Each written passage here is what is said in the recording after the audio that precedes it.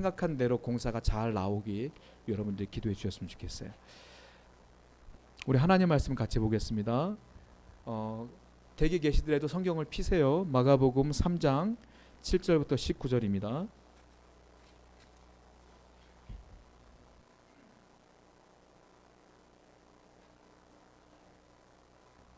마가복음 3장 7절부터 19절까지예요. 댁에 계신 분들도 함께 같이 읽어볼게요. 자, 먼저 제가 7절을 읽고 여러분들이 그 다음 읽는 식으로 교독해 보겠습니다. 예수께서 제자들과 함께 바다로 물러가시니 갈릴리에서 큰 무리가 따르며 유대와 예루살렘과 이두메와 요단강 건너편과 또 두로와 시돈 근처에서 많은 무리가 그가 하신 큰 일을 듣고 나아오는지라. 예수께서 무리가 애워싸 미는 것을 피하기 위하여 작은 배를 대기하도록 제자들에게 명하셨으니 이는 많은 사람을 고치셨으므로 병으로 고생하는 자들이 예수를 만나고자 하여 몰려왔음이더라. 더러운 귀신들도 어느 때이든지 예수를 보면 그 앞에 엎드려 부르짖어 이르되 당신은 하나님의 아들이니이다 하니 예수께서 자기를 나타내지 말라고 많이 경고하시니라. 또 산에 오르사 자기가 원하는 자들을 부르시니 나아온지라. 이에 12를 세우셨으니 이는 자기와 함께 있게 하시고 또 보내사 전도도 하며 귀신을 내쫓는 권능도 가지게 하려 하심이로라. 이 12를 세우셨으니 시몬에게는 베드로란 이름을 더하셨고 또 세베대의 아들 야고보와 야고보의 형제 요한이니 이 둘에게는 보아너게 곧 우레의 아들이란 이름을 더하셨으며 또 안드레와 빌립과 바돌로메와 마테와 도마와 알페오의 아들 야고보와 및 다데오와 가나나인 시몬이며 같이 읽겠습니다. 또 가룟 유다니 이는 예수를 판 자더라. 아멘. 기도합니다. 하나님 감사합니다. 오늘도 예배 가운데 귀한 말씀을 듣습니다. 이 말씀을 통하여 우리가 모두가 들을 귀 있는 자가 되어서 듣는 자나 전하는 자나 깨닫는 자가 다 복을 받을 수 있도록 인도하여 주옵소서. 이 말씀이 우리의 삶의 기준이 되고 지표가 될 수 있도록 인도하여 주옵소서. 예수님의 이름으로 기도드렸습니다. 아멘. 이제 얼마 안 있으면 대선이 시작됩니다. 그래서 TV를 보면 대선 주자들이 나와요. 각 당에서 제가 대통령이 되고 싶습니다라고 한 분들이 나와서 토론도 하고 서로 막 그 비난도 하면서 이제 최종 후보가 되기 위해서 애를 쓰게 되죠. 이 대선이 얼마 안 남다 보니까 그 사람들, 그 대선 후보자들을 따르는 무리가 생겨요. 그 사람들을 뭐라고 말하죠? 지지층, 대중, 무리 이렇게 볼 수 있어요. 지지하는 사람들이죠. 지지층은 항상 대다수예요. 대부분이에요. 항상 보면은 우리가 여론조사를 하면 몇 프로 이렇게 나오잖아요. 그런데 이게 문제가 뭐냐면 이분들은 조금만 기분이 언짢거나 나하고 좀 마음이 안 맞으면 배신해서 딴 후보를 지지해. 그러니까 지지율이 막 50%까지 갔다가 갑자기 막 10% 떨어지기도 하고 그러는 거예요. 그러니까 이 대중은 내 편인 것 같지만 언젠가 또 내 편이 아닐 수 있는 거야. 그러니까 대선 후보자들 보면 항상 두 무리가 따르는데 첫 번째는 이와 같은 무리가 따른다. 대중들이 따른다라는 거예요. 또 하나가 있어요. 또 한 부류는 어떤 부류냐면 지지층이 아니라 핵심 멤버가 있어요. 핵심 멤버. 그러니까 한마디로 말하면 처음부터 끝까지 돕는 분들이 있어. 이분들은 충성을 다해. 이 대선 후보자가 어떤 상황이 있든지 간에 다 변호해주며 충성을 다해. 그런데 이분들은 뭐냐? 소수야. 항상 얼마 되지 않아. 이분들은 웬만해서는 배신하지 않아. 그렇다고 100% 배신하지 않는 건 아니고요. 또 언젠간 배신하기도 하지만 이 군중들처럼 금방 배신하지는 않아요. 가신이기 때문에 충성을 다하기 때문에 끝까지 가려고 애를 쓰죠. 그러니까 대선 주자 입장에서 볼 때는 이 민중 군중보다 더 중요한 사람은 내 옆에 붙어있는 이 충성을 다하는 분들이 더 중요한 거죠. 제가 이 얘기를 왜 하냐면 예수님도 똑같았거든. 예수님이 딱 등장을 하니까 두 부류가 딱 몰려와. 어떤 부류냐? 이 무리, 군중이 몰려와. 또 하나는 누구예요? 예수님의 제자 12명이 딱 붙어 있어. 똑같아. 그러니까 예수님을 왕으로 옹립하려고 했기 때문에 똑같아. 이런 일들이 벌어지더라라는 거죠. 자, 예수님을 따르는 큰 무리가 있고요. 예수님이 특별히 뽑아서 세운 12명이 있는 거예요. 예수님 보실 때 누가 중요하겠어요? 물어보나 마나 옆에 있는 12명이 더 중요한 거예요. 사실은. 군중들도 중요하지만 사실 군중보다는 예수님이 옆에 붙어있는 12제자가 더 중요해요. 왜냐하면 나중에 그 군중들이 예수님을 못 박아 죽였거든요. 그렇게 예수님 사랑한다고 고백했으면서 예수님 죽이라고 난리친 사람들이 그 무리들이거든. 그러니까 언제나 배신할 수가 있는 거다라는 거예요. 자, 성경을 보면 이 무리와 제자가 예수님을 대하는 태도가 달라요. 그러니까 이 사람들이 예수님을 바라보는 태도와 예수님께 요구하는 게 달라. 또 하나, 예수님이 이 무리와 제자들을 대하는 태도도 달라. 여러분 그걸 아셔야 돼요. 무리가 예수님을 바라보는 태도와 예수님이 무리와 제자를 바라보는 태도가 다 달라요. 그것이 오늘 본문에 나와 있다라는 것이죠. 자, 어떻게 다르냐? 먼저 무리를 바라보는, 군중을 바라보는 예수님의 시선을 보자는 거예요. 자, 이 무리들은 예수님을 왜 따라왔느냐면 자기들의 개인적인 소유욕과 욕심이 있어. 마음의 소원이 있어. 그러니까 쫓아나오는 거예요. 자, 병이 있는 사람은 병 고침 받기 위해서 달려 나오는 거예요. 그 예수님을 메시아로 옹립하려고 왕으로 세우려고 하는 사람들은 이분이 메시아구나 하고 쫓아나오는 거야. 우리를 해방시켜 주겠지. 다 각자 개인의 욕심과 사정과 소유욕이 있기 때문에 예수님께 나와요. 그런데 예수님은 그 모든 소원을 들어주느냐 안 들어주느냐? 안 들어줘. 어떻게 하느냐? 예수님은 한 가지 원칙대로 행동해. 그게 뭐냐? 니들이 어떤 소원으로 내 앞에 나왔든지 간에 나는 한 가지만 전한다. 그게 무엇이냐? 천국 복음만 전해. 말씀만 선포해. 그 예수님의 마음이. 무리를 바라보는 예수님의 태도 뭐냐? 너희들이 어떤 소원으로 왔어도 나는 무조건 말씀만 전할 거야. 이게 예수님의 태도야. 그리고 이 무리가 예수님을 바라보는 태도는 뭐냐 하면 주님 이거 해주세요. 이거 해주세요. 이거 해주세요. 라는 소원만 갖고 오는 거야. 이게 무리야. 자, 성경을 보겠습니다. 마가복음 3장 6절이에요. 한번 볼게요. 시작. 바리새인들이 나가서 곧 헤롯 땅과 함께 어떻게 하여 예수를 죽일까 의논하니라. 예수님이 이미 복음을 증거하다가 적들이 많이 생겼습니다. 적이 누구냐? 바리새인이에요. 바리새인이 적이 생겼고 또 헤롯 땅. 헤롯 땅이 헤롯이 왕이잖아요. 헤롯 땅은 뭐냐면 한마디로 말하면 이 정권을 잡은 사람들이 이 사람들. 그러니까 바리새인들과 헤롯 땅이 정권을 잡은 사람들이 각오를 한 거야. 어떻게? 예수를 죽이려고 작정을 했어요. 예수님을 죽이려고. 그러니까 예수님은 적이 많아 이미. 자, 그런 상황에서 오늘 본문이 시작되는 거예요. 자, 7절 말씀 볼까요? 읽어봅니다. 시작. 예수께서 제자들과 함께 바다로 물러가시니 갈릴리에서 큰 무리가 따르며. 자, 예수님을 죽이려고 바리새인들과 헤롯 땅이 작정을 했는데 그때 때마침 예수님이 등장을 하니까 어떤 일이 벌어졌어요? 제자들과 함께, 자, 측근이에요. 12명의 제자들과 함께 바다로 물러갔다. 바다로 물러갔다는 말은 뭐냐면 사람이 바다를 건너갈 수가 없잖아요. 바다로 물러갔다는 건 갈릴리 호수 해변으로 갔다 이 말이에요. 갈릴리 해변으로 가셨다. 왜냐하면 이 사람들이 죽이려고 하니까, 예수님을 죽이려고 하니까 예수님이 바리새인들과 헤롯 당원들과 사두개인들과 여러 대제사장들이 보이지 않는 곳으로 피해서 가신 거예요. 그러니까 이 사람들이 어디 있겠어요? 회당에 있겠죠. 그리고 도시에 있겠죠. 시내에 있겠죠. 그들의 눈을 피하여 해안가로 돌아서 가신 것이다. 어떤 사람은 이 모습을 보면서 예수님을 비겁하다고 말해. 아니, 하나님의 아들이라고 하면서 당당하게 가지 왜 도망가? 라고 말하는 사람도 있더라고요. 저는 그 말씀을 듣고 기가 막혔어요. 예수님이 비겁한 게 아니라 예수님이 왜 갈릴리로 돌아갔느냐면 지금은 예수님이 죽을 때가 아니요. 아직 민중들에게 복음을 증거하지 않았어. 아직 그들이 예수를 믿지 않아. 지금 돌아가시면 안 돼. 예수님은 때가 아니야. 그러니까 지금은 예수님이 피해 가시는 거예요. 때가 됐을 때는 어떻게 했어요? 예수님이 당당하게 돌아가시기 일주일 앞에 나왔을 때 예루살렘으로 입성했잖아요. 나귀 타고. 때가 되면 들어가시는 거예요. 아직 때가 아니기 때문에 예수님은 최대한 피하시는 거다. 비겁한 게 아니다라는 거예요. 자, 갈릴리 해변가로 돌아가셨어요. 그런데 어떤 일이 벌어졌어요? 큰 무리가 따랐다. 이렇게 말하는 것이죠. 자, 3장 8절 다음 절 한번 읽어볼게요. 시작.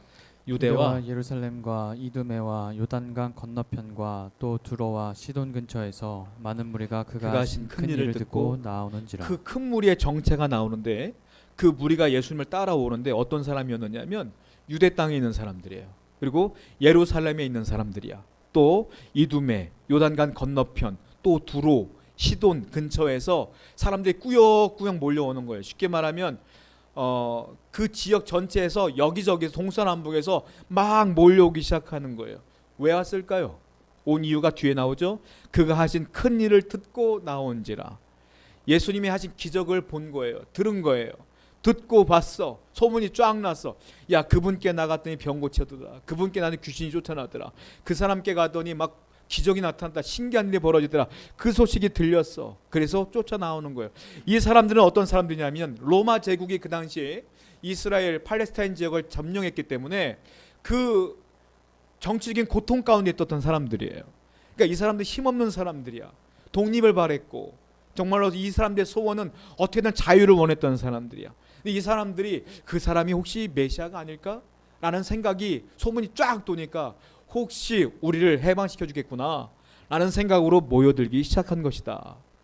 아까 무리의 특징이라고 그랬죠. 뭐예요? 마음의 소원이 있으니까 온 거야. 쉽게 말하면. 또 그 다음 절 보세요. 마가복음 3장 10절입니다. 시작.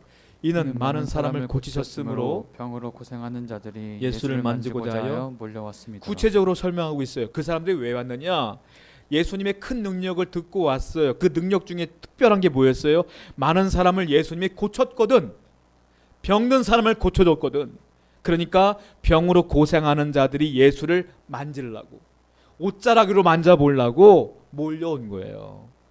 그러니까 이 사람들이 병 고치려고 온 거죠. 쉽게 말하면.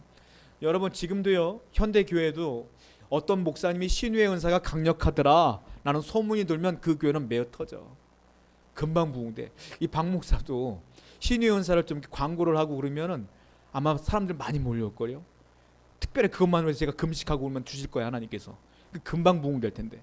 제가 사실 신학교 졸업할 때 개척하기 전에 그런 고민도 해봤어요. 하나님이 신유의 은사 주시면 금방 부흥할 텐데 그거 놓고 기도할까? 그 고민도 사실 했었어. 근데 어떤 목사님이 그러더라고요. 신유 은사를 받았더니 어떤 일이 벌어지냐? 부흥은 된대. 부흥은 되는데 병자들만 온대. 그래서 너무 힘들어서 하나님 걷어가세요 했더니 걷어갔대, 하나님이. 지금 살만 난다 그러더라고. 맨날 병자만 온대. 그리고 병 고치고 그냥 싹 간대, 집에. 교회 안 오고. 너무 실망했어, 이분이. 예수님도 마찬가지야. 신유 은사가 오니까 사람들이 막 몰려오는 거야. 여러분 이때는 의학이 더 발달되지 않았거든요. 그러니까 이때는 더 심했죠. 이때는 누가 고침받았다면 난리가 나는 거죠. 그러니까 이 사람들이 예수님께 몰려올 수밖에 없었어요.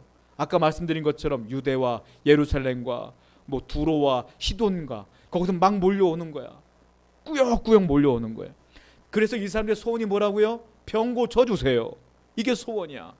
자, 그런데 그들을 바라보고 예수님의 반응이 나와요. 그래, 내가 고쳐줄게. 이런 반응을 원했겠죠. 근데 그런 반응이 안 나와. 자, 어떤 반응일까요? 마가복음 3장 9절입니다. 읽어보겠습니다. 시작. 예수께서 무리가 에워싸 미는 것을 피하기 위하여 작은 배를 대기하도록 제자들에게 명하셨으니. 그들이 막 밀려왔으니까 막 미는 거예요. 서로 자기가 먼저 예수님 만지려고. 막 그러니까 예수님이 어떻게 해요? 그 에워싸 미는 것을 피하기 위하여 피했다 이거예요. 어떻게 피했느냐? 제자들에게 명령하세요. 야, 작은 배를 저기 그 호숫가에 좀 대봐라. 갈릴리 바닷가에 대봐라. 제자들에게 명령하신 거예요. 그래서 제자들이 배를 댄 거야. 그러니까 예수님은 어떻게 됐어요? 그 배 위로 올라가신 거죠. 그러니까 피하신 거야. 이 무리는 깜짝 놀랐을 거야. 나를 좀 만져줘야 되는데, 안수해줘야 되는데, 아니 고쳐줘야 되는데 예수님 도망가고 있어 지금. 예수님의 반응이 놀랍죠. 우리 깨달아야 돼요. 내가 아무리 마음에 소원이 있어도 예수님 내 마음의 소원 안 들어준다 이거예요. 알아야 돼요, 여러분들. 나는 급해 죽겠지, 이거 아니면 죽겠지, 안 들어줘 예수님은. 왜? 그건 내 소원이지, 그건 내 마음의 정욕이니까 안 들어줘. 여러분들이 그거 예수님 들어주시면 믿음 생활 잘할 것 같았죠. 지금은 그렇지, 고침받으면 안 그래요. 오죽했으면 옛날에 그러잖아요. 사람들이 화장실 갈 때 또 나올 때 다르다는 말이 오죽했으면 있겠어요? 사람들은 대부분 그래, 죄인이니까. 지금은 안 그러겠죠. 주님이 이것만 들어주신다면 내가 이렇게 할게요, 이렇게 할게요. 아니에요. 여러분들 어떻게 믿습니까? 안 들어주시면 다 이유가 있는 거예요. 자, 여하튼 예수님은 피했다. 배 위로 올라가셨다. 왜 그랬느냐? 그냥 부담스러워서가 아니에요, 여러분. 자, 예수님이 만약에 이 땅에 오신 이유가 그 병 고쳐주려고 오신 것이라면 예수님은 안 도망갔을 거예요. 그냥 줄 쫙 세워놓고 번호표 줬을 거예요. 1번 나오세요. 그리고 안수했을 거야. 딱 고침받아. 다음 2번, 3번, 4번. 그랬을 거예요 분명히. 어떤 이단도 신유 인사 따르면서 번호표 줘. 그 번호표 갖고 나서 기도받아. 다 이단이에요. 여러분 이상한 거예요. 무슨 번호표를 주면서 신유 기도를 받습니까? 예수님이 이 땅에 오신 목적은 신유가 아니야. 만약에 예수님이 병 고치는 게 목적이었다면 큰 집 하나 빌려다가 예수님 딱 계시고 무리들을 보고 문 하나 열어놓고 한 명씩 들어와요. 그리고 고쳐오고 나가고 또 들어오세요. 이렇게 했겠지. 근데 예수님 그러지 않아요. 사람들이 밀려오는데 도망가 예수님이. 왜 그랬느냐. 자, 복음서를 쭉 보면 예수님이 하신 이유가 뭐였어요? 그 배는 뭐냐? 쉽게 말하면 오늘 제가 설교하고 있는 이 강단과 똑같은 거예요. 예수님은 배 위로 올라가서 거기서 뭐 했느냐? 설교했어요. 어떤 설교? 하나님의 복음을 전했어. 하나님 나라, 하나님의 복음을 그 위에서 전했어. 그들은 복음 들으려고 온 게 아니야. 병 고치려고 왔지. 근데 예수님은 그들의 소원 모른 척해. 예수님 몰랐을까요? 알죠. 왜 왔는지 알아요. 아나 안 고쳐줘. 더 중요한 걸 얘기하는 거예요. 그게 뭐예요? 천국 복음을 증거하는 거예요. 그게 진짜 중요하니까. 그게 그들에게 진짜 중요하니까 복음부터 증거한다. 마가복음 3장 11절과 12절 보세요. 읽어보겠습니다. 시작. 더러운 귀신들도 어느 때든지 예수를 보면 그 앞에 엎드려 부르짖어 이르되 당신은 하나님의 아들이니이다 하니 예수께서 자기를 나타내지 말라고 많이 경고하시니라. 예수님이 신유의 은사를 또 하시기도 했죠. 병도 고쳐주었어요. 귀신 들린 사람 쫓아내주게 했어요. 자, 11절 보니까 더러운 귀신이 나갔더니 그 귀신이 뭐라고 말하냐면 당신은 하나님의 아들입니다 라고 고백하는 거야. 사람들 앞에서. 그치 예수님 뭐라고 말해요? 12절에 자기를 나타내지 마라. 너 그런 말 하지 마라. 내가 병 고쳐줬어도 그런 말 하지 마 하고 예수님께서 경고하시는 거예요. 왜 그랬을까요? 예수님께서 부흥이 목적이었으면 야 내가 너 고쳐줬으니까 소문 좀 내봐 했겠지. 소문 내라고 하지 않잖아요. 예수님께서 말하지 말아라. 왜냐? 아직도 이 군중들은 복음을 듣지 못했거든. 아직도 믿음이 없거든. 여전히 이 사람들은 예수님이 로마에서 자기들을 구원할 메시아인 줄 알고 있고 자기들의 소원을 이루어줄 도깨비 방망이처럼만 생각하고 있는 거예요. 그러니까 너희들 말씀 전하. 내 고침 받았다는 얘기하지 마. 때가 돼야지 말하는 거예요 라고 주님께서 말씀하시는 거예요. 예수님의 근본적인 목적은 뭐라고요? 우리의 소원을 이루는 게 아니라고 써 있는 거예요. 지금 그들이 천국 복음을 받아들일 때까지는 조용해 이 말이에요. 주님이 이 땅에 오신 목적은 이 복음을 위해서 오신 것이다. 병자를 위해서 오신 게 아니에요. 여러분들 부자 만들려고 오신 게 아니에요. 마음의 소원을 이루려고 오신 게 아니에요. 우리를 구원하시려고 오신 거예요. 그 구원은 가장 중요한 영생이기 때문에 예수님은 우선적으로 배 위에 올라가셔서 그 무리에게 군중들에게 절대 다수인 그 무리에게 먼저 복음을 증거한 거예요. 그 무리는 믿음이 없어. 쉽게 말하면 아직 갓난아기 신자인 거예요. 아직 예수님이 누군지도 모르고 하나님이 누군지도 모르고 구원이 뭔지도 몰라. 그냥 병 고치러 온 거지. 그 사람들에게 진짜 중요한 건 병 고침이 아니라 뭐예요? 구원이지 구원. 오늘날도 마찬가지예요. 교회에서 진짜 중요한 게 뭐겠어요? 병 고치는 게 아니라 말씀 선포를 위해 내 영혼이 거듭나는 게 진짜 중요한 것이고 내 영혼이 하나님 배에 온전히 서 있는 게 중요한 거 아니겠습니까? 사람들이 아무리 개인적인 소원을 갖고 와도 주님은 변함없이 지금도 똑같이 말해요. 내 원칙은 하나야. 뭐겠어요? 너가 그 소원을 갖고 와서 내가 알지만 먼저 중요한 건 천국 복음이란다 하고 복음을 증거하고 계시고 여러분이 깨닫게 해주시는 거다. 오늘 현대 교인들의 소원이 뭐겠어요? 자녀의 입학 문제, 남편의 승진 문제, 사업의 성공 문제 막 이런 거 아니겠습니까? 그런 거 갖고 교회 나오잖아요. 대부분이 교회 왜 나왔어요? 라고 물어보면 종교 생활 해야 될 것 같아. 마음이 어려워요. 마음이 불편해요. 교회 오면 조금 편할 것 같아요. 교회 오면 소원이 이루어질 것 같아요. 하는 일마다 안 돼. 제가 금요일 날 나 혼자 산다라고 하는 프로그램을 봤는데 우리가 잘 아는 그 전현무 씨가 나와서 집 인테리어 하는 게 나오더라고요. 인테리어 하는데 무슨 인테리어냐면 풍수지리 인테리어를 하시더라고. 그러니까는 그 현관에 거울을 놓으면 제복이 거울 때문에 반사돼서 도망간대. 이거 현관에 거울 놓는 게 아니래. 그 거울을 치우고 막 이런 인테리어를 하시더라고요.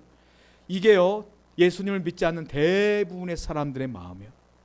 대부분의 사람들 잘 살길 원해, 잘 먹길 원해, 승리하길 원해, 성공하길 원해, 잘 되길 원해, 길 뻥뻥 뚫길 원해, 건강하길 원해. 그런 소원으로 오는 거야. 그게 조금 안 되면 교회나도 가볼까? 예수님 찾아가 볼까? 다 그런 소원으로 오는 거예요. 오늘날도 교회에 온 사람 중에 그런 소원으로 온 사람들이 많아요.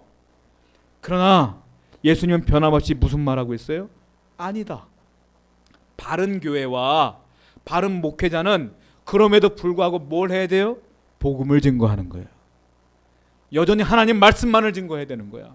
왜? 그 영혼이 잘됨 같이 범사가 잘 되는 거거든.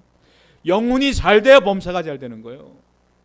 영혼은 피폐한데 범사가 잘 되면 교만해져요.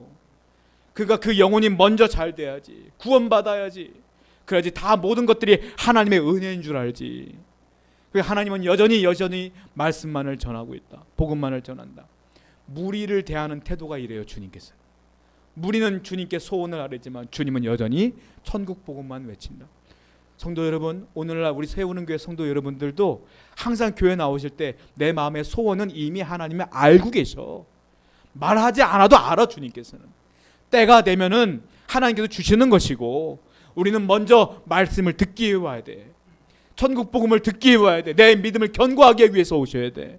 그런 믿음의 결단을 하시고 항상 은혜 받는 여러분 되기를 축원드립니다. 자, 두 번째로 예수님은 제자를 대하는 태도도 달라요. 제자들은 어떻게 대하느냐면, 자, 무리는 어떻게 오냐? 마음에 소원이 있으니까 주님께 나와. 제자는 달라요. 12명의 제자는 마음의 소원을 갖고 주님께 나오지 않아. 어떻게 하느냐? 오히려 예수님께서 그들에게 사명을 주어 그냥 일거리를 준다고요. 그들에게 사명을 준다. 그런데 제자들을 보게 되면 한 명 한 명 보잖아요. 내가 볼 때는 제자가 될 만한 사람이 하나도 없어. 일면을 보면 하나도 없어. 예수님이 세우신 제자들은 어떤 인품이든 어떤 인격이든 주님은 상관하지 않는 것 같아. 어떤 배경이든 상관하지 않는 것 같아. 그게 중요하지 않아. 어떤 게 중요하냐? 주님이 어떤 사명을 주는데 그 사명이 뭐냐면 전도의 사명이에요. 복음 전파의 사명. 무리에게는 주님이 직접 복음을 전파했고 그리고 제자들에게는 이 복음 전파의 사명을 나누어 주시는 거다. 그래서 제자들은 그 복음 전파의 사명을 감당하더라. 이게 제자예요. 무리와 제자의 차이다. 성경 보겠습니다. 마가복음 3장 13절입니다. 한번 읽어볼게요. 시작. 또 산에 오르사 자기가 원하는 자들을 부르시니 나아온지라. 아까는 바다로 가셨죠. 이번엔 산에 가셨어요. 이게 왜 차이가 있느냐면 바다는 예수님께서 복음을 전파할 때 사용했던 장소예요. 거기가. 산은 뭐냐면 예수님이 하나님과 1대1로 만날 때 갔던 곳이 산이야. 산은 아무나 못 가. 누가 갔어요? 베드로, 야고보, 요한. 이 세 명만 데리고 마지막에도 산에 올라가서 최후의 기도하지 않습니까? 겟세마네 동산에서. 산에는 주님이 하나님 만나는 곳이야. 거기는 은밀한 곳이야. 바다는 무리들에게 복음을 전파하는 곳이야. 산에 올라갔어요. 누구를 데리고 갔어요? 자기가 원하는 자들을 불렀다. 기준이 뭐예요? 예수님이 원하는 자들을 부른 거야. 그게 기준이야. 제자의 기준이 뭐예요? 예수님이 원하는 사람들을 주님께서 부른 게 기준이야. 기준이 참 애매모호하죠, 여러분. 여러분 우리가 그 제자가 될 때 어떤 커트라인을 넘어설 때 합격이라고 하잖아요. 합격할 때 저는 예전에 대학 시험 볼 때 대자보라는 걸 붙였거든. 요즘은 다 뭐 온라인으로 다 합격했으면 다 나오지만 우리 때는 합격을 알려면 학교를 가야 돼. 내가 시험 본 학교를 가야 돼. 그 대학교 가면은 붙어 있어 합격자 명단이 쫙. 그거 보는 거야. 그 보는 재미가 아주 쫄깃쫄깃해요. 이름이 있는지 없는지 보는 거야. 이름 있으면 내 이름이 있다만하게 보여. 우린 그렇게 했잖아요 옛날에. 자, 뭐예요? 기준이 있어. 기준이. 자, 자격 요건이 있어. 성적은 이만큼 돼야 돼요. 이만큼 돼야 돼요. 또 통과하더라도 면접이라는 게 있어. 면접 보니까 이 사람은 또 이게 또 현찮네. 안 돼요. 다 이렇게 기준이 있어. 근데 예수님은 제자를 뽑는데 기준이 뭐예요? 예수님이 원하는 사람을 그냥 데리고 갔어. 그게 기준이요. 세상의 기준과 달라. 그러다 보니까 예수님이 원하는 기준을 뽑다 보니까 세상의 관점으로 딱 보니까 이게 형편없는 사람들이 너무 많아. 제자들 가운데 특별히 출신이 너무 형편없어. 누구야? 베드로. 갈릴리 저 최북단 완전 산골짜기. 완전히 거기서 촌사람이 촌사람. 야고보 요한도 똑같아 촌사람이야. 막 이런 사람을 뽑아놓은 거야. 이거 제자라 하면 그래도 메시아의 제자인데 수준이 있어야 될 거 아닙니까? 근데 수준이 엉망진창이야.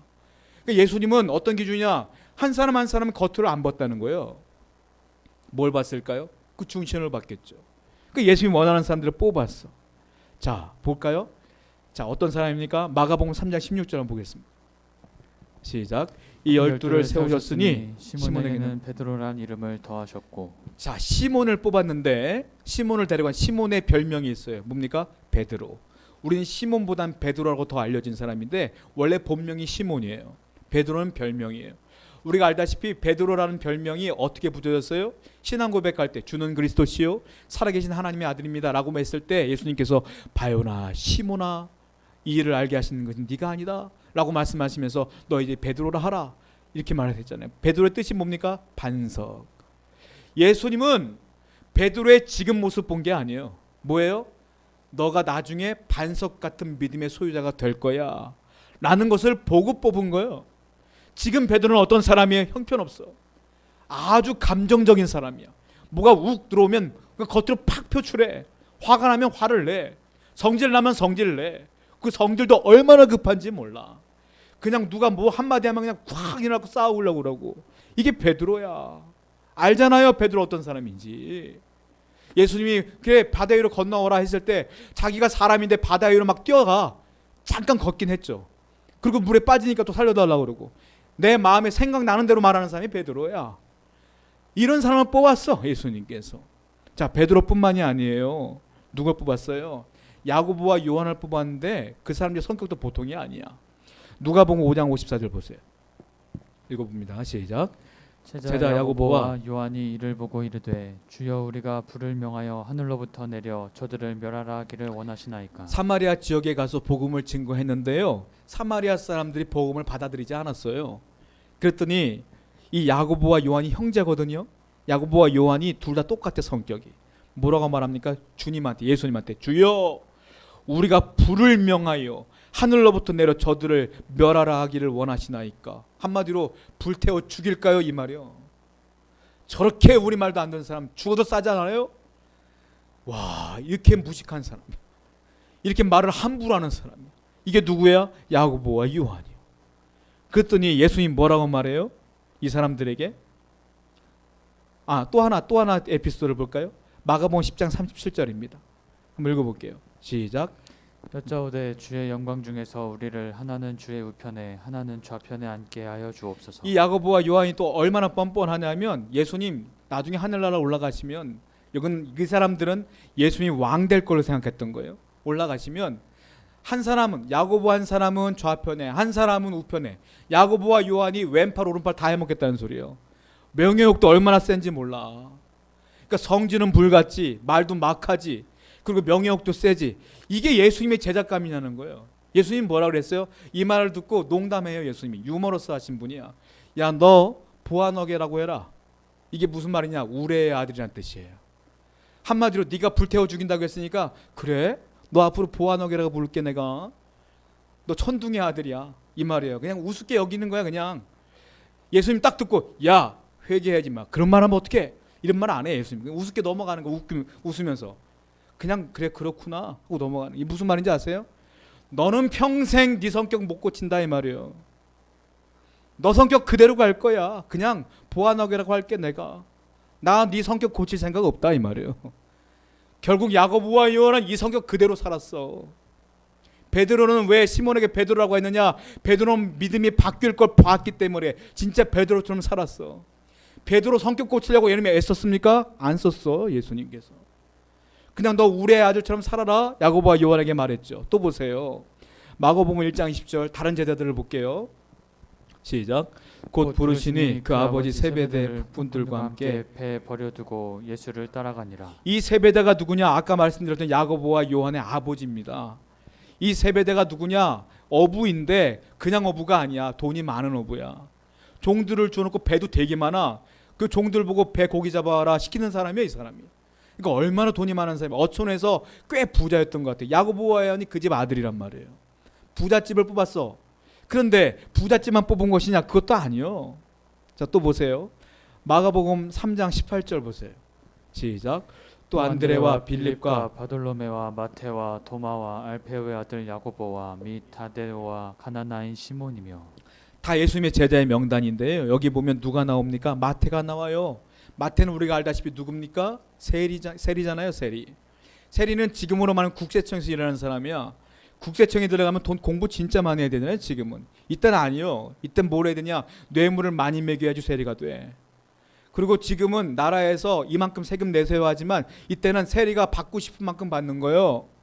그러니까 자기가 뇌물 매긴 게 있으니까 돈 받고 싶을 대로 걷어가. 그러니까 세리는 온 국민에게 욕먹는 사람이야. 매국노 취급받는 사람이야. 아니, 로마가 우리를 지배하는데 로마한테 세금을 바치면서 같은 민족의 사람들의 그 피를 뽑아먹냐? 하고 욕하는 거예요. 그러니까 이 세리야. 예수님의 제자에 세베대 아들까지는 괜찮은데 갑자기 세리가 등장을 해. 예수님은 도대체 기준이 뭡니까? 제자 뽑는 기준이. 또 누가 나옵니까? 여기 쭉 보면 가나안인 시몬이 나와요. 맨 밑에. 가나안인 시몬은 왜 시몬이라고 부르지 않고 가나안인 시몬이라고 했느냐면 가나안 사람들이 열심당원이었기 때문에 그래요. 열심당원은 누구냐? 가슴에 칼을 품고 사는 사람이야. 쉽게 말하면 지금으로 운동권 출신이에요. 운동권 출신. 옛날에 80년대 데모했던 사람들 있죠? 운동권 출신이야. 이 사람들 맨날 데모하고 막 했던 사람들이야. 그리고 좋게 말하면 독립투사. 좋게 말하면. 이런 사람이야. 아니 어울리지가 않아. 이 열심당원과 마태가 같이 제자로 있는 게 어울립니까? 이 사람들이 비난했던 게 세리인데, 그리고 이 사람들이 늘 비난했던 게 부자인데, 부자가 있잖아. 그리고 세리가 있잖아. 거기다 열심당원도 있잖아. 거기다 누가 있는 줄 알아요? 자, 마가복음 3장 19절 보세요. 읽어봅니다. 시작. 또 가룟 유다니 이는 예수를 판자더라. 가룟 유다가 있는데 왜 가룟 유다가 있냐면 가룟 지방이에요.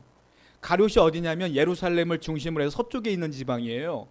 도시 이름인데 여기가 왜 중요하냐면 예수님의 제자는 다 보면 갈릴리 출신들이 많아. 그러니까 못 배웠어. 못 배운 사람이야. 야고보와 요한도 부자지만 못 배웠어. 쉽게 말하면. 그런데 가룟 지방이라고 왜 썼느냐면 예루살렘은 수도죠. 수도는 아닌데 그 인근 지역의 수도권에서 잘 사는 집 출신이라는 거예요. 유다가. 지금으로 말하면 수도권에 있는 분당, 쉽게 말하자면 굳이 설명하자면 분당, 과천, 동탄 이 지방에 살던 사람이 유다예요. 그래서 가룟 유다라고 부르는 거야. 수준이 높아. 그래서 어떻게 해요? 이 사람이 회개했잖아요. 이 사람이 다 돈 계산했잖아. 그러니까 이게 어울리지가 않는 거야. 지역도 다르고 재산도 다르고 그리고 사상도 다르고 다 달라. 근데 똑같이 12명의 제자라고 붙어 있는 거예요.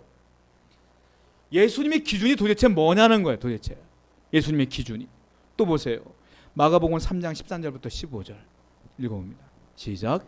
또 산에 오르사 자기가 원하는 자들을 부르시니 나아온지라. 이에 12를 세우셨으니 이는 자기와 함께 있게 하시고 또 보내사 전도도 하며 귀신을 내쫓는 권능도 가지게 하려 하심이로라. 예수님의 관심은 그 사람들의 배경에 있지 않습니다. 그 사람의 인품에도 있지 않습니다. 인품에 있었다면 야고보와 요한을 바꿨을 거예요. 성격을. 근데 안 바꿨어. 그냥 그렇게 살아 하고 우습게 예수님께 농담으로 넘기고 넘어갔어 그냥. 그리고 다른 사람도 다 그 직업 그대로 그냥 사는 거야 그냥. 예수님이 바라봤던 건 다른 거예요. 뭐예요? 자, 12를 세우셨으니 이는 목적이 나와요. 자기와 함께 있게 하시려고. 예수님과 함께 있게 하려고. 즉 예수님과 동고동락하려고 세운 거야. 그런데 이 12명은 주님과 함께 있는데 동의한 사람들인 거예요. 그러니까 세운 거야. 또 하나 뭐예요? 또 보내사 전도도 하며. 뭐예요? 아까는 무리들에게 누가 전도했어요? 예수님이 천국 복음을 증거했어. 이제는 예수님이 승천하시면 전도할 사람이 없잖아. 이 12명에게 이 복음 전파의 사명을 주시기 위하여 특별히 세운 거야. 그러니까 3년 동안 주님께서 하신 일은 뭐냐면 성격 개조가 아니야. 인품 개조가 아니야. 뭐예요? 복음을 전파할 수 있는 특별 훈련을 3년 동안 시킨 거예요. 너의 인품이 그러한다 할지라도 상관없어. 너는 복음 전파하는데 전념을 다해야 돼. 이 사명을 주시는 거라는 거예요. 또 15절 귀신을 내쫓는 권능도 가지게 하려 하심이라. 귀신을 내쫓는 권능은 신유 은사가 아니에요. 뭐냐? 이 땅에 전반적으로 악한 마귀가 득세하지 않습니까? 그 마귀와 싸울 수 있는 영권, 영적인 능력, 영역을 주시기 위해 세운 것이다. 다 보면 예수님의 기준은 이들이 갖고 있는 세상적 관점이 하나도 없는 거야. 뭐예요? 다 이 복음 전파를 위한 것에만 기준이 있다라는. 여러분들을 주님이 세우셨어요. 왜 세웠을까요? 나는 가난한데, 나는 인품도 이런데 왜 그럴까? 주님 그거 안 본다니까. 뭐 보는 거예요? 네가 과연 나와 동행할 사람이냐? 네가 이 복음을 내가 증거해달라고 부탁했을 때 네가 복음 전파에 열심을 낼 수 있는 사람이냐? 난 그것만 본다 이거예요. 여러분들이 왜 부름 받았어요? 다 그런데 통과했기 때문에 부름 받은 거. 감사하시기 바랍니다. 우린 그러므로 무리가 아니야. 군중이 아니야. 우린 제자야. 우린 주님께서 우리를 불렀다라는 거. 주님은 사람들로 하여금 무슨 돌을 닦게 해서 도인이 되기 위해서, 무슨 성인이 되게 하기 위해서 부른 게 아니에요. 사람들이 볼 때는 도인, 성인들 훌륭해 보이지, 인품이 훌륭해 보이지. 우린 예수님은 그게 우선이 아니야. 네가 얼마나 믿음을 견고하게 갖고 있으며 얼마나 복음을 전파하는데 열정을 낼 수 있느냐. 여러분 사도 바울 보세요. 사도 바울이 예수님 만나서 복음 전파하는데 열심을 다했는데 사도 바울을 바라본 사람들이 묘사한 걸 보게 되면 아무리 봐도 사도 바울은 사도처럼 안 보였대. 얼굴이. 사도 바울은 여전히 말이 어눌해. 예전에도 어눌했는데 복음 전파를 증거하는데도 여전히 어눌해. 그건 그대로 놔둔 거야 주님께서. 여전히 안질이 있어. 눈이 안 보여. 여전히 놔둔 거야 주님께서. 왜? 그 마음은 변화됐어. 그 믿음은 바뀌었어. 주님은 그렇게 사용하시는 거야. 그렇게. 이 세상에 완벽한 사람은 없어요. 여러분들 약점이 보이죠? 내가 이런데. 저는 처음에 목회자로 부름 받았을 때 학교를 딱 가는데 나보다 인품이 훌륭한 친구들이 훨씬 더 많아. 나보다 집안이 좋은 훌륭한 집안의 사람들이 훨씬 더 많아. 아버지가 유명한 목사님이고 아버지가 유명한 장로님이고 얘는 어릴 때부터 대대로 훈련받은 집안이고 얘는 너무너무 나하고 비교가 안 되는 거야. 기도를 어떻게 했냐면 제가 하나님, 제가 딱 신학교 와서 보니까 이렇게 훌륭한 아이들이 많은데 왜 하필 접니까? 왜 저를 부르셨어요? 라고 한두 번 기도한 게 아니에요. 하나님 뭐라고 하냐면 다른 얘기 하시더라고요. 지금 이와 같은 똑같은 말씀 하시더라고요. 나는 그걸 본 게 아니요 라고 말씀하시더라고요. 그 여기까지 온 거예요. 마찬가지야. 여러분들 부족한 게 많죠. 상관없어. 하나님은 여러분들 중심을 봐서 제자로 부르셨다 이거예요. 성경을 보겠습니다. 마가복음 3장 31절부터 35절이에요. 한번 읽어볼게요. 시작. 그때 예수의 어머니와 동생들이 와서 밖에 서서 사람을 보내어 예수를 부르니 무리가 예수를 둘러 앉았다가 여짜오되 보소서 당신의 어머니와 동생들과 누이들이 밖에서 찾나이다. 대답하시되 누가 내 어머니이며 동생들이냐 하시고 둘러 앉은 자들 보시며 이르시되 내 어머니와 내 동생들을 보라. 누구든지 하나님의 뜻대로 행하는 자가 내 형제요 자매요 어머니이니라. 자 여기 보시면 자 보세요. 무리가 32절에 무리가 예수를 둘러앉았다 여짜오되 당신의 어머니와 동생들과 누이들이 밖에서 당신을 찾아요라고 물었어요. 근데 예수님이 엉뚱한 얘기 하시는 거야. 뭐라고 말했어요? 33절에 대답하시되 야 누가 내 어머니며 누가 내 동생이냐? 예수님이 어머니 마리아를 몰라요?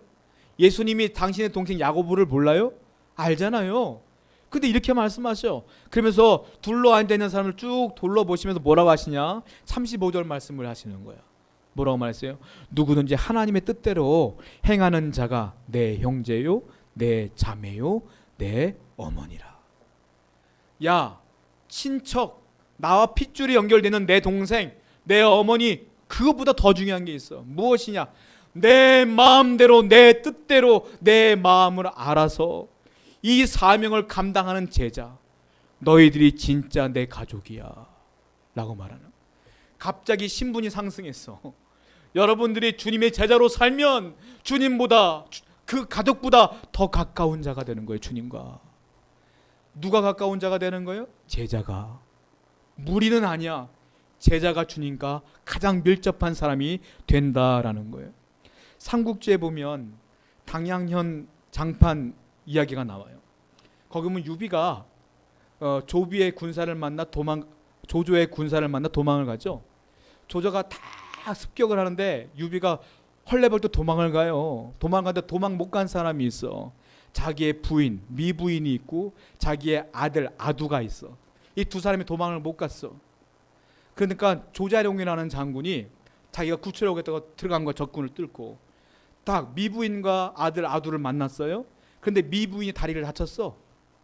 도망을 못 가니까 이 미부인이 아두를 조자룡에게 맡기고 스스로 우물에 몸을 던져 죽습니다. 그리고 아두를 유비의 아들을 딱 몸에 묻고 조자룡이 그 적군을 해치면서 목숨의 위협을 받으면서 간신히 탈출해요.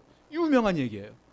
그때 유비 앞에 딱 나타났을 때 유비가 울면서 조자룡을 끌어안으며 뭐라고 하는지 아세요? 아두를 딱 넘겨줬어요. 아들을 데리고 왔습니다. 했더니 자기 아들, 유비의 아들, 아두를 딱 앉자마자 땅바닥에 내던져요. 아들을. 그리고 조자룡을 끌어안아. 이 아들 하나 때문에 나의 충직한 장군 하나를 잃을 뻔했다. 눈물을 흘려요. 여러분, 사람도 자기에게 최선을 다하는, 충성을 다하는 그 장군이 아들보다 더 귀한 거예요. 예수님 뭐라 그랬어요? 누가 내 어머니고 누가 내 가족이냐? 내 뜻대로 행하는 자가 내 아들이요, 내 가족이요, 내 어머니가 아니겠느냐? 여러분들이 주님 뜻대로 제자의 삶을 살면 주님과 가장 밀접한 사람이 되는 거예요. 주님은 절대 여러분 떠나지 않습니다. 그걸 분명히 알아야 돼요. 여러분 기억하셔야 될 게 있어요. 무리는, 군중은 항상 주님께 요구해. 이것 주세요, 이것 주세요, 이것 주세요. 제자는 주님께 요구하지 않아. 오히려 주님의 사명을 받는 거예요. 이거 해라, 이거 해라, 이거 해라. 그럼 제자는 아멘, 복음을 위해 사는 거야. 무리는 항상 요구하지만 제자는 항상 주님을 위해 사는 거예요. 오늘날 현대 교회도 마찬가지예요. 오늘날 교인이 있지만, 성도가 있지만 대부분은 무리야. 대부분 요구만 해. 소수는 제자야. 주님을 위해 살아. 교회를 위해, 복음을 전파 위해 살아. 어떤 사람이 되길 원하십니까? 저는 여러분들이, 우리 교회 모든 성도가 제자가 되길 원해요. 그러면 반드시 하나님께서 여러분과 함께 하실 줄로 믿습니다. 우리 말씀을 기억하며 기도하겠어요. 있는 곳에서 함께 주님께 기도하겠습니다. 하나님, 내가 무리가 아니라 제자가 되게 해 주시옵소서. 주님께 요구하는 자가 아니라 주님의 말씀을 듣고 순종하는 자가 되게 해 주옵소서. 함께 기도하며 하나님께 나갑시다. 기도합시다. 하나님 감사합니다. 우리가 무리의 삶을 살지 아니하고 오직 제자의 삶